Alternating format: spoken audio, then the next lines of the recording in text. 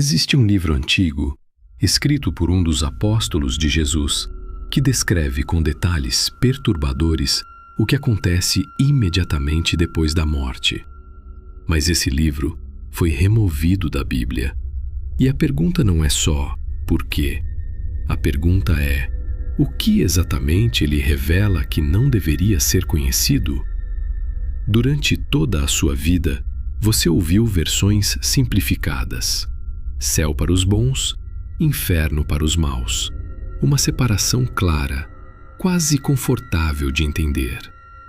Mas o que poucos sabem é que existe um relato muito mais profundo, mais específico, mais direto e muito mais difícil de ignorar. Esse texto é conhecido como Apocalipse de Pedro, um manuscrito antigo, respeitado por alguns dos primeiros cristãos e completamente rejeitado depois. Segundo esse relato, Pedro não teve apenas uma visão simbólica. Ele afirma ter sido guiado pelo próprio Cristo, não para ouvir ensinamentos, mas para ver com os próprios olhos o destino final das almas. E o que ele descreve não se parece com nada que normalmente é ensinado. Nesse relato, não existe julgamento genérico. Não existe apenas céu ou inferno. Existe algo mais preciso, mais pessoal. Cada pessoa enfrenta uma consequência específica, diretamente ligada àquilo que escolheu em vida. Não é sobre castigo aleatório, é sobre coerência. Pedro descreve almas que viveram na mentira, presas em uma realidade onde não conseguem mais esconder nada.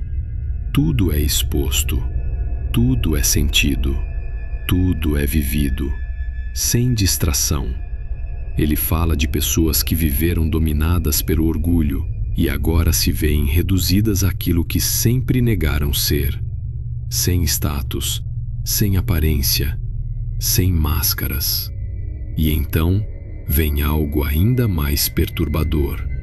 Não é apenas dor, não é apenas sofrimento, é consciência, é entender exatamente por que está ali, é lembrar de cada escolha, cada atitude, cada momento em que poderia ter sido diferente, e não poder voltar.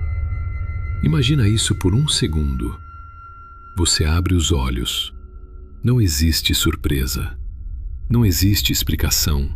Não existe uma voz dizendo o que está acontecendo.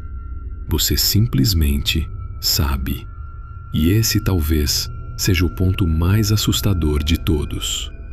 Porque, segundo esse relato, ninguém ali acha injusto. As pessoas não estão confusas. Elas não estão perdidas. Elas sabem o motivo, sabem a origem, sabem o caminho que escolheram. E mesmo assim, não podem mudar. Agora para um instante e pensa comigo.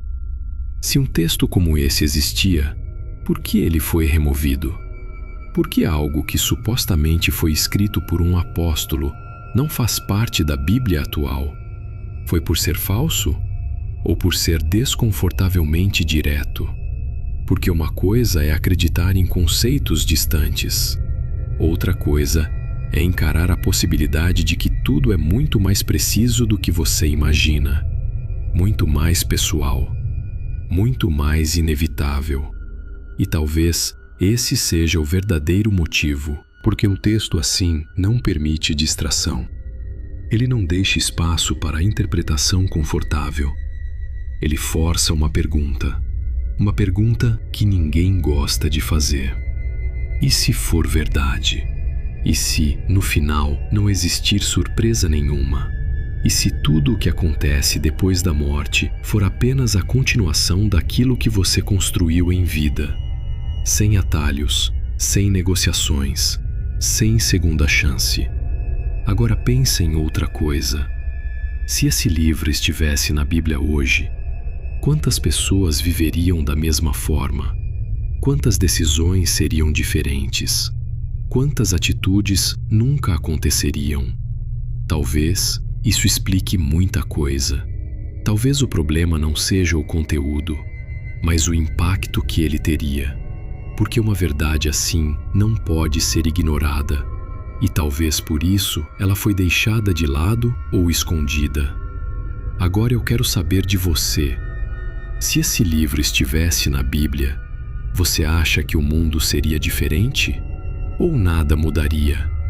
Comenta aqui embaixo. Isso deveria estar na Bíblia? Porque a resposta para isso diz muito mais sobre você do que parece. Esse foi mais um arquivo que talvez nunca deveria ter sido revelado.